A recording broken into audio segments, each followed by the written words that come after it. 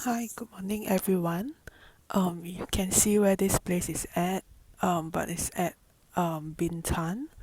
I'm now currently on a trip to for a mangrove replanting, and I thought that this would be a good, very beautiful setting to talk about my reflections about the time that T. Susan Chang came to Singapore. So I was introduced to T. Susan Chang by Casper. He showed a lot of Susan Chang's textbook on our Facebook tarot Facebook group, and also I believe he also showed it somewhere on his social media as well. And thus I was pretty excited to know that she's coming to Singapore. I I did not know that she does podcasts.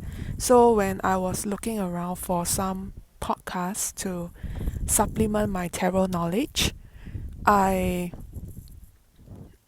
I found this Fortune's Wheelhouse. Then I saw that there was like the famous Tabula Mundi deck, the creator Mel Merlin, and then I saw Susie Chang. So it is a bit different. It's not Susan, but I thought that it might be her, so I tried, and I was immediately hooked by the humor and the very easy way that they present their tarot knowledge, and it helped me a lot, especially when I was on a solo trip this year in Japan. I was pretty scared and I didn't dare to go out at night, so I listened to their podcast a lot, and it helped me to feel like I'm safe. So I don't own many tarot books. In fact, I have only one.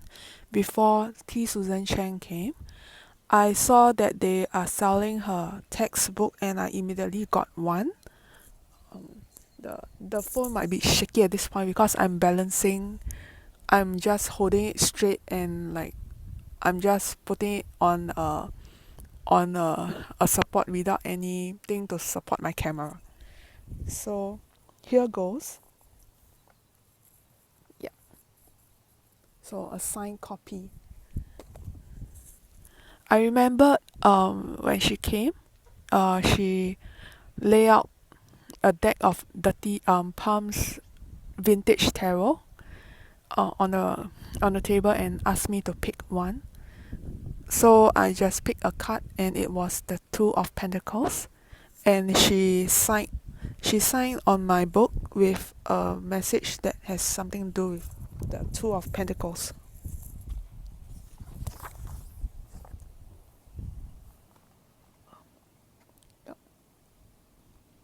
May you juggle infinite tasks with grace.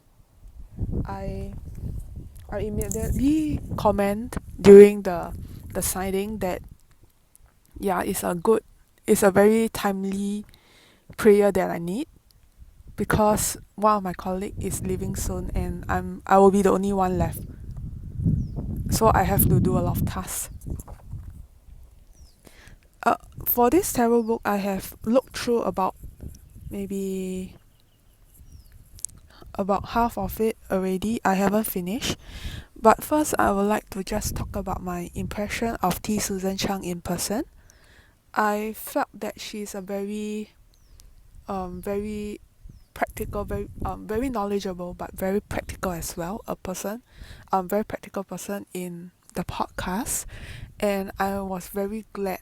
I am very glad to see that she's really like that in real life.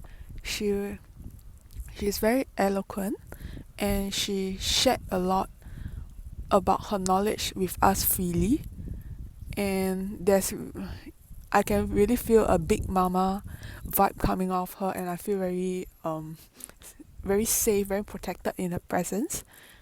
So um what I love most is that she she wasn't there to just share. She was there to receive from us as well. And like one of the questions she asked us at the end was that why do we do tarot? And I basically just tell her how I do tarot, how did I get into tarot. Uh, so I just told her that I got into tarot because of misunderstanding astrology for astronomy, and that was where I found tarot. But I forget to add on why I stayed on in tarot.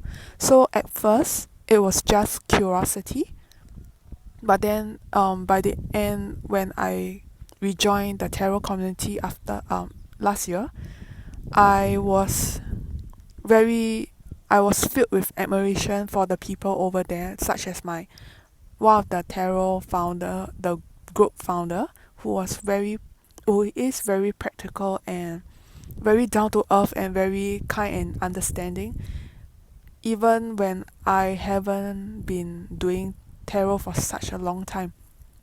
The the other strange thing is that despite not touching tarot for maybe about 10 years, when he showed me the a card and asked me to describe it after such a long time, I can still remember the symbol and it just came to me so easily. So I also took it as a sign that I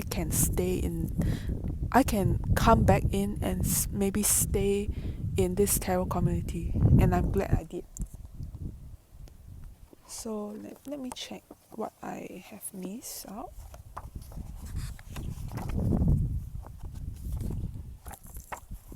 Oh, okay.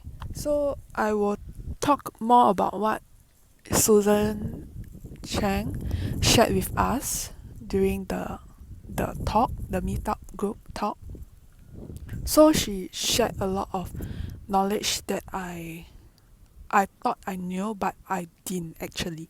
So one of it was the tree of life.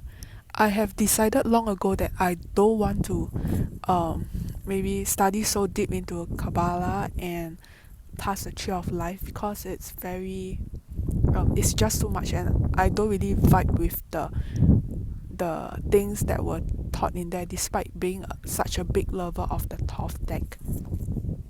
However, Susan shared with us a very but I asked her at the end, like so she had Tabula Mundi on the table, and so I asked her, this is such an esoteric deck, um how do you apply it to real life? So she showed me the tree of life, and I was expecting a more generic answer, such as like you have to know the answer. You have to know the question. Kind of like maybe a more general answer, but in the same vein as what Tom Benjamin usually does. So, that is to say, to ask the correct question, to relate it to the question. So she showed us the tree of life. I'll hold on.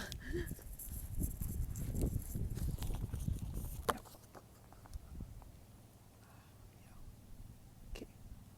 So the tree of life, and she told me that one way is to, let's say if you get the 10 of swords, and of course 10 of swords is a completion, it's not a good state to stay in. So